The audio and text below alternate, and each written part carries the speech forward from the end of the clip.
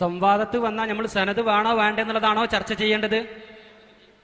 ഇപ്പൊ സംസാരിച്ച നിങ്ങളോടാ ചോദിക്കുന്നത്, സംവാദത്തിൽ വന്നാൽ നമ്മൾ സംസാരിക്കേണ്ടത് ചർച്ച ചെയ്യേണ്ടത് സനത് വേണോ വേണ്ട എന്നാണോ? സനത് വേണോ വേണ്ട എന്നാണോ നമ്മൾ സംസാരിക്കേണ്ടത്? അതേക്കുറിച്ചാണോ സംവാദം നടത്തേണ്ടത്? പറയണം നിങ്ങൾ.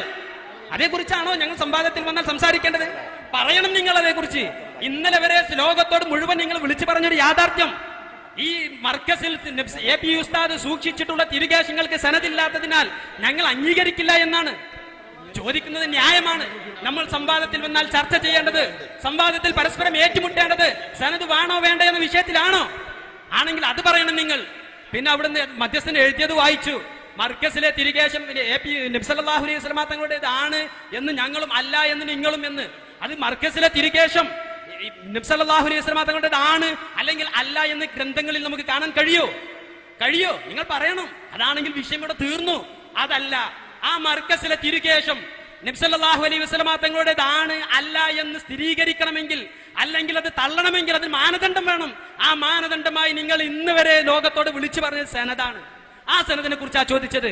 ആ സനദിനെ കുറിച്ച് നിങ്ങൾക്ക് എന്താ മിണ്ടാൻ പേടി? എന്താ നിങ്ങൾക്കൊരു മടി? ആ സനദിനെ കുറിച്ച് നിങ്ങൾ പറയണം.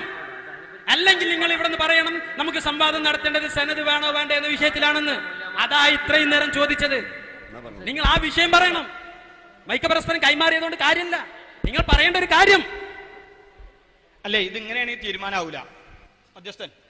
അതല്ല ഇതിപ്പോ അതല്ല നമ്മൾ അതല്ല 15 റൗണ്ട് നമ്മൾ പറഞ്ഞു. 16ാമത്തെ ഒരു സംസാരം സംസാരിക്കുകയും ചെയ്തു. അല്ലേ അതല്ല നമ്മൾ തമ്മിൽ പറഞ്ഞില്ലേ ഇനി 2 റൗണ്ടും കൂടി അനുവദിക്കുക. നിങ്ങൾ 12